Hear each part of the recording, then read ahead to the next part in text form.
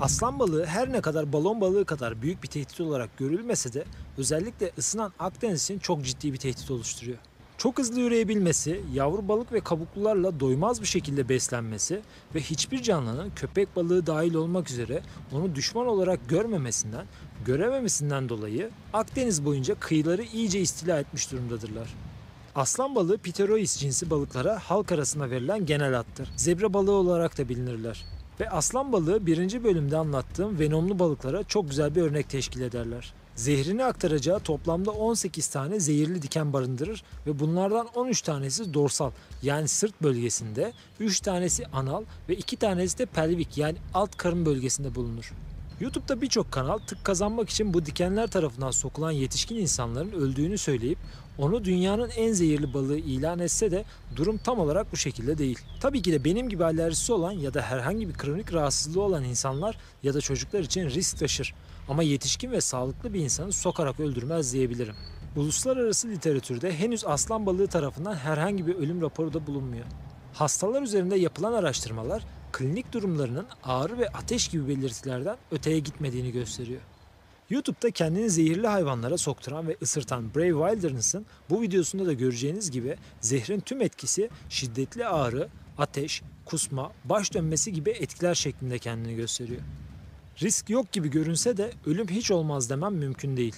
Genelde bu tarz balıklara en çok amatör balıkçılar temas ediyor. Özellikle hassas ve yaşlı insanlarda ya da birçok şeye alerjisi olan bünyelerde bu tarz venomlu canlılar tarafından sokulmak veya ısırılmak ölümcül olabilir.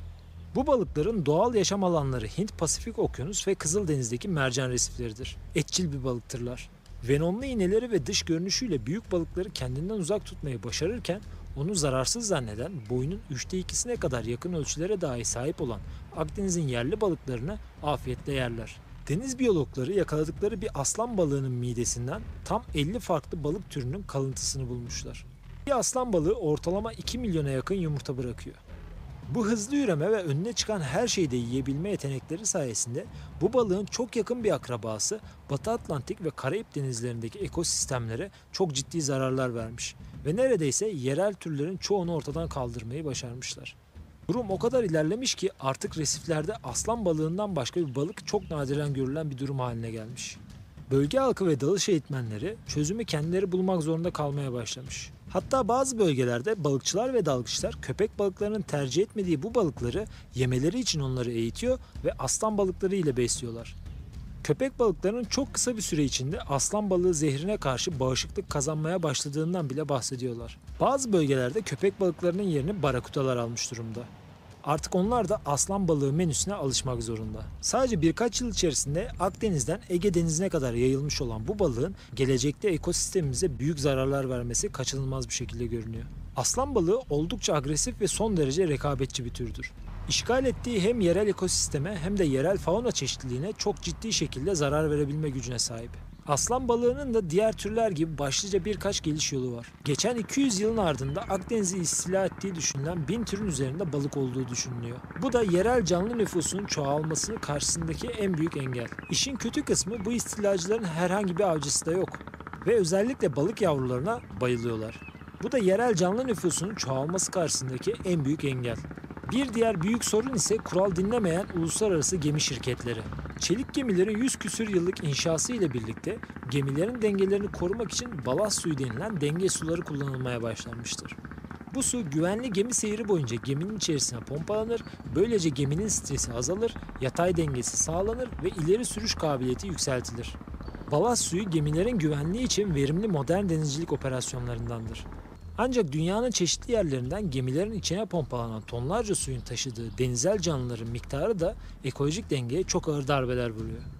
Gemiler istilacı türler için dünyanın bir ucundan diğer ucuna konforlu bir şekilde taşınan truva atı haline gelirler. Suyun içerisine çekilen balıklar, larvalar, yumurtalar ve planktonlar gibi çeşitli canlı türleri gemi ile binlerce kilometre seyahat ettikten sonra kendileri için kusursuz üreyip çoğalabilecekleri yeni yerlere taşınmış olurlar.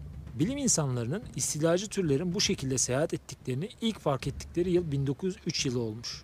Asya kökenli bir alg olan Odontella'nın Kuzey Denizi'nde yüksek miktarlarda bulunmasıyla fark edilmiş. Bilimsel komitelerin bu konuyu ayrıntılı çalışmaya başlaması ise 1970'leri bulmuş. Yani aradaki 70-80 yıl boyunca bu canlılar dünyanın çeşitli yerlerinden diğer yerlerine doğru taşınmaya devam etmiş.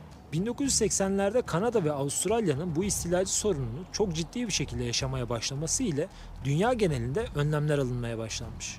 Birleşmiş Milletler Deniz Hukuku Sözleşmesi, devletlerin zararlı ya da yabancı türlerin istemli istemsiz taşınması dahil insan kaynaklı deniz kirliliğinin önlenmesi, azaltılması ve kontrol altına alınması için devletlerin şirketlere uygulatması için bazı önlemleri var. Fakat para ve zaman kaybedecekleri için şirketler gemilerine bu kuralları esnetiyorlar. Örneğin bir denizden alınan balast suyu o denizden çıkmadan boşaltılmalı, bir başka denize gelindiğinde tekrar o denizden alınan su ayrılmadan tekrar aynı denize bırakılarak ilerlenmeli. Ama maalesef ki denetim zorluğu şirketlerin vurdum duymazlığı ile birleşince Karadeniz ve Akdeniz dahil olmak üzere girip çıkan bütün büyük gemilerle bu sorunlar her geçen gün daha da katlanarak büyüyor. Eğer bu tarz ciddi problemlerin önüne bir an evvel geçmeyi başaramazsak, dünya genelinde bir 50 yıl içinde yiyecek balık kalmadığı için sadece plastik yiyen istilacı balık türleriyle dolu okyanuslar ve denizler göreceğimize şüphe yok. Videomu izlediğiniz için hepinize teşekkür ederim. Bir sonraki videoda görüşmek üzere. Hoşça kalın dostlarım.